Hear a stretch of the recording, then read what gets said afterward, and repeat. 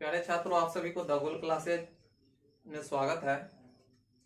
जैसा कि पिछले बार मैंने क्लास दिया था जिसमें त्रिकोणमिति का अध्याय 8.1 का 2 क्वेश्चन बच गया था, तो चलिए आज हम लोग उस क्वेश्चन को पूरा करते हैं और चैप्टर क्लियर करने के बाद फिर हम लोग आगे की ओर बढ़ेंगे। तो क्वेश्चन नंबर 10 और क्वेश्चन नंबर 11 आप लोग को बच गया था, ठीक है। तो आज हम देखेंगे क्वेश्चन नंबर 10 क्या कहता है, पहले उसको सॉल्व करते हैं, फिर देखेंगे क्वेश्चन नंबर 11 क्या कहता है। तो देखिए क्वेश्चन नंबर 10 कहता है आपको, कहता है त्रिभुज पी क्यू आर में जिसका कोण क्यू समकोण है। क्वेश्चन क्या कहता है, त्रिभुज पी क्यू आर में जिसका कोण क्यू समकोण है।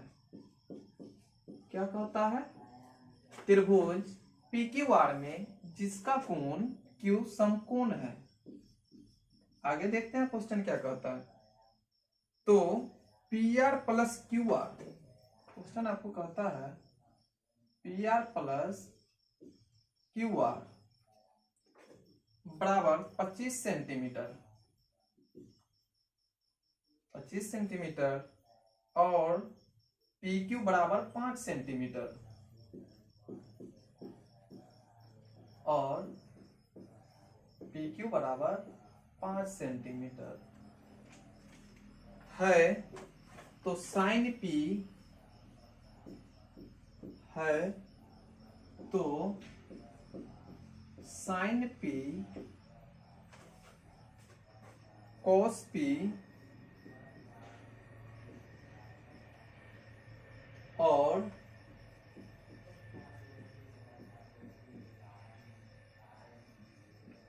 tan पी का मान ज्ञात कीजिए, का मान ज्ञात कीजिए। देखिए आपको क्वेश्चन कहता है त्रिभुज पी क्यू आर में जिसका क्यू कोण क्यू समकोण है और P R plus Q are बराबर आपको दे दिया है 25 सेंटीमीटर और पी क्यू बराबर 5 सेंटीमीटर है। तो साइन पी कॉस पी और टेन पी का मान ज्ञात कीजिए। क्वेश्चन दे दिया है और आपको पता है कि त्रिकोणमिति का हमेशा सॉल्व करने यानी उसको मान निकालने से पहले क्या करते हैं, उसके मान के लिए हम लोग एक समकोण त्रिभुज बनाते हैं। चलिए हम लोग एक समकोण त्रिभुज बना लेते हैं। कहता है कोण क्या है, पी क्यू आर में, तो पी कोण क्यू समकोण है और आर, त्रिभुज पी क्यू आर बन गया। अब यहाँ पे देखिए दिया गया क्या है उसको पहले हम लोग छाटेंगे। तो दिया गया है, इसको अगर हिंदी में लिखिएगा तो लिखिएगा दिया गया है और इंग्लिश में लिखना चाहिएगा तो इसको लिखिएगा गिवन, ठीक है। तो आपको दिया गया है P R plus Q R, क्या दे दिया है, P R plus Q R equal to 25 centimetre. तो हम क्या करते हैं, पी आर को उधर प्लस में रखते हैं तो ये इधर किसमें आ जाएगा, माइनस में। तो पी आर बराबर 25 माइनस क्यू आर। आपको पी आर का वैल्यू पता हो गया क्या, 25 minus Q R, 25 minus Q R. और आपका अगला मान दे दिया है पी क्यू, यानी इसको दे दिया है। अब देखिए आपके पास दो मान प्राप्त हो गया, एक कर्ण और दूसरा आधार। तो क्या करते हैं हम लोग, पाइथागोरस प्रमेय से अगली भुजा निकालते हैं। पाइथागोरस प्रमेय से ध्यान देंगे, पाइथागोरस का प्रमेय से क्या होता है, कर्ण का वर्ग यानी पी आर का स्क्वायर बराबर लंब का स्क्वायर जो आधार का स्क्वायर। तो इसको क्या मान लेंगे, ये तो मान हमको पता नहीं, तो इसको x मान लेते हैं। तो क्या हो जाएगा, आधार कितना है 5, यानी PQ का स्क्वायर प्लस QR का स्क्वायर कितना हो जाएगा 25 माइनस QR को क्या मान लिए हैं x, तो QR की जगह क्या हो जाएगा x हो जाएगा। तो यहाँ पे क्या लिख देंगे x, तो 25 माइनस x का whole square equal to PQ कितना है आपके पास 5 का स्क्वायर प्लस QR क्या है x का स्क्वायर। यहाँ पे क्या आ जाएगा आपको 25 को स्क्वायर करेंगे तो 625, a माइनस बी के होल स्क्वायर पे तो ये 625 माइनस 2ab, तो 2 इंटू a 25x, तो 25 दूना 50x प्लस बी स्क्वायर यानी plus x square equal to 25 minus plus x square. देखिए इधर प्लस में है, बराबर के उधर जाएगा तो क्या हो जाएगा माइनस में, यानी plus minus x x cancel हो जाएगा और ये इधर माइनस में रहेगा और इधर से ये 625 इधर आएगा तो क्या हो जाएगा माइनस 50x बराबर माइनस 600, क्योंकि 625 में से 25 जाएगा तो जो बड़ा है जिसका साइन वो हो जाएगा, तो माइनस से माइनस कैंसिल, जीरो से जीरो कैंसिल, 12 पंचे 60, आपका वैल्यू क्या आ गया x का 12, कितना आ गया x का वैल्यू 12, यानी आपको क्या प्राप्त हो गया QR कितना आ गया 12, यानी x का वैल्यू कितना आ गया आपके पास 12। अब देखिए अब यहाँ पे क्या है 25 माइनस QR, तो 25 में से 12 घटाएंगे क्या आ जाएगा आपके पास 13, तो आपको QR भी 12 पता हो गया, PR भी कितना आ गया आपको 13, तो सभी चीज आपको मालूम हो गया। अब आपको क्वेश्चन क्या कहता है कि साइन P, तो साइन P देखिए यहां से देखेंगे साइन P फॉर्मूला क्या होता है लंब बटा कर्ण, क्या होता है साइन थीटा का फॉर्मूला लंब बटा कर्ण। आपको पहले पिछले कक्षा में बताए थे कि जहां पे कोण बनता है उसके सामने वाला क्या होता है लंब होता है, तो कोण कहां पे बन रहा है P पे, तो इसके सामने वाला लंब हो जाएगा। तो लंब कितना 12 और कर्ण कितना है आपको 13, 12 बटा 13।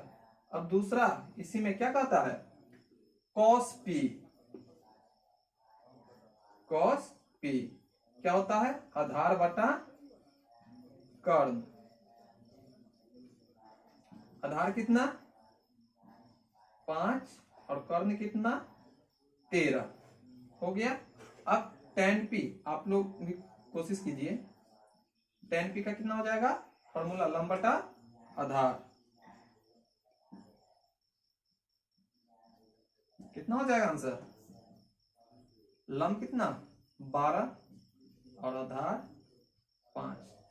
तो इस तरह से आपका 10 नंबर क्वेश्चन क्लियर हो गया, आप लोग नोट कर लीजिए इसको।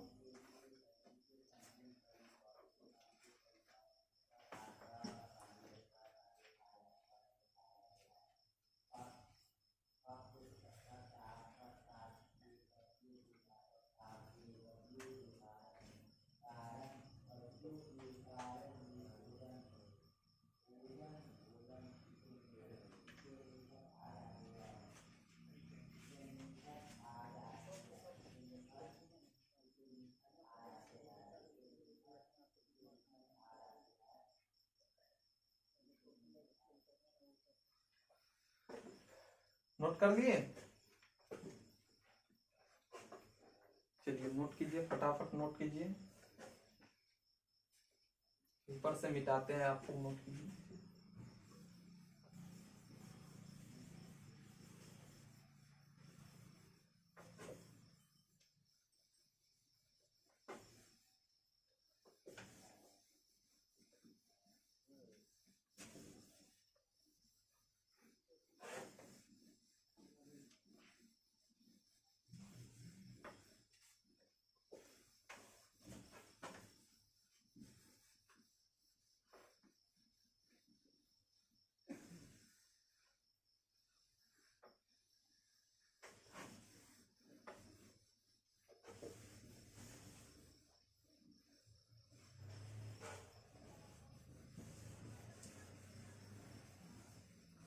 चलिए अब हम लोग लास्ट क्वेश्चन 11 नंबर पे आते हैं।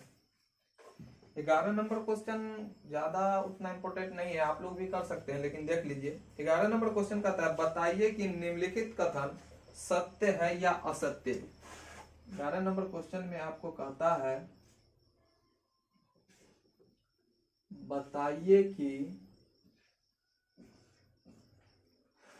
बताइए कि निम्नलिखित कथन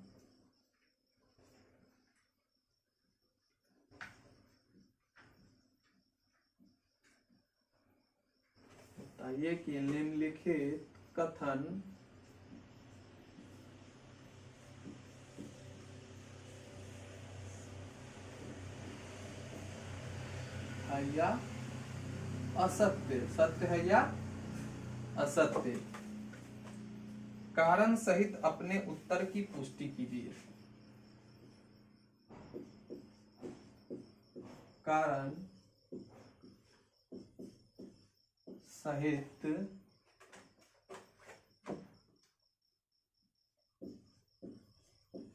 अपने उत्तर की पुष्टि कीजिए।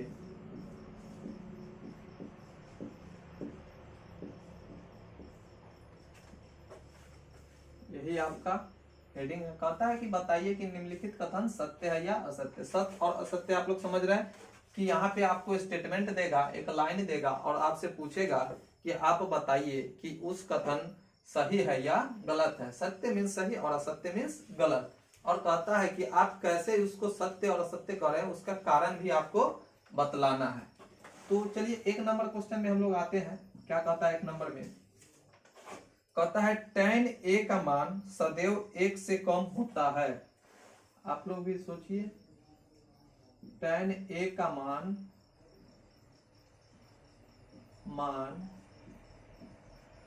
सदैव 1 से कम होता है।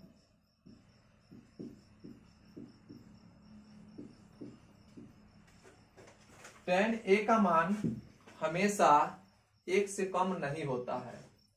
कभी कभी यह आप देखिएगा कि यह 1 से अधिक भी होता है, तो इसीलिए यह क्या है? असत्य है। क्या है? असत्य है, यानी गलत है। 2 नंबर क्वेश्चन देखिए क्या कहता है। कोण a का मान के लिए 2 नंबर क्वेश्चन आपको कहता है कोण a का मान के लिए, कोण a का मान के लिए सेक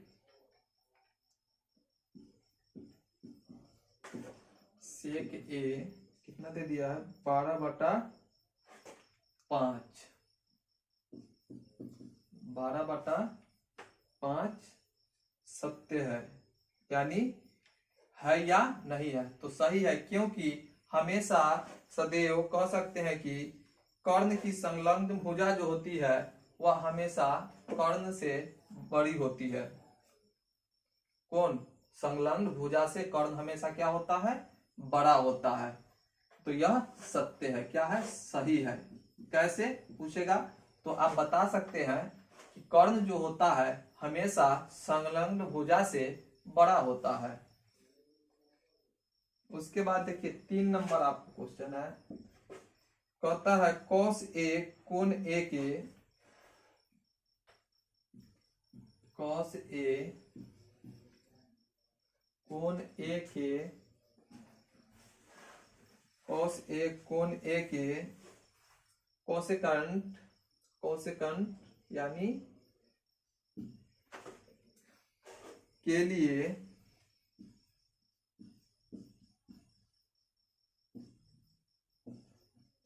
प्रयुक्त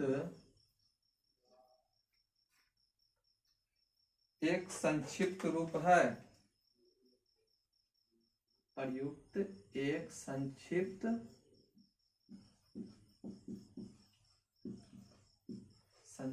रूप है। तो देखिए cos a कोण a, कोसेकेंट यानी कोसेकेंट के लिए प्रयुक्त संक्षिप्त रूप कभी नहीं है, क्योंकि कोण ए के लिए कॉस जो है सो कोसाइन से लिया हुआ है, ठीक है। तो यह कभी भी इसका संक्षिप्त रूप नहीं हो सकता है। तो ये भी क्या है आपके लिए असत्य है। कहां से है, कॉस लिया गया, कोसाइन से लिया गया है, ठीक है।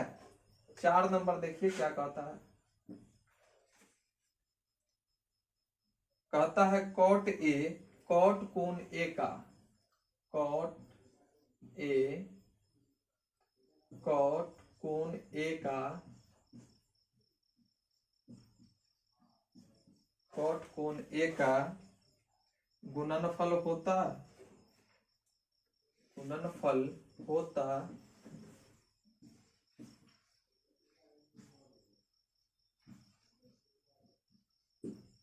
होता है।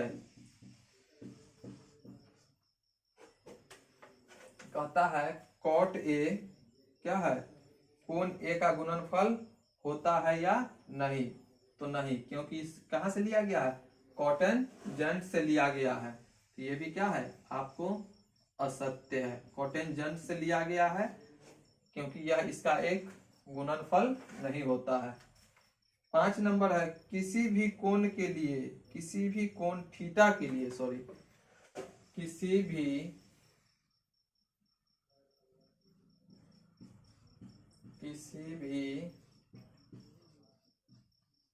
कोण थीटा के लिए, थीटा के लिए साइन थीटा बराबर, साइन थीटा बराबर कितना है 4/3। तो किसी भी साइन थीटा के लिए साइन थीटा बराबर 4/3 होता है या नहीं, तो नहीं, क्योंकि हमेशा कर्ण सम्मुख भुजा से बड़ा होता है, ठीक है। ये भी क्या हो जाएगा आपको असत्य हो जाएगा, ठीक है। इस तरह से आपका चैप्टर समाप्त हुआ। क्वेश्चन को देख लीजिए फिर एक बार। पता है tan ए का मान सदैव 1 से कम होता है, तो नहीं, यह असत्य है। 2 में है कोण ए का मान के लिए इतना इतना होता है, तो सही है। कॉस कोण ए के कोसेकेंट के लिए प्रयुक्त एक संक्षिप्त रूप है, कभी नहीं है, क्योंकि कॉस कोसाइन से लिया गया है। और कॉट ए, कॉट कोण ए का गुणनफल होता है, नहीं। किसी भी कोण थीटा के लिए साइन थीटा बराबर इतना होता है, नहीं, क्योंकि हमेशा कर्ण सम्मुख भुजा से बड़ा होता है, ठीक है। धन्यवाद।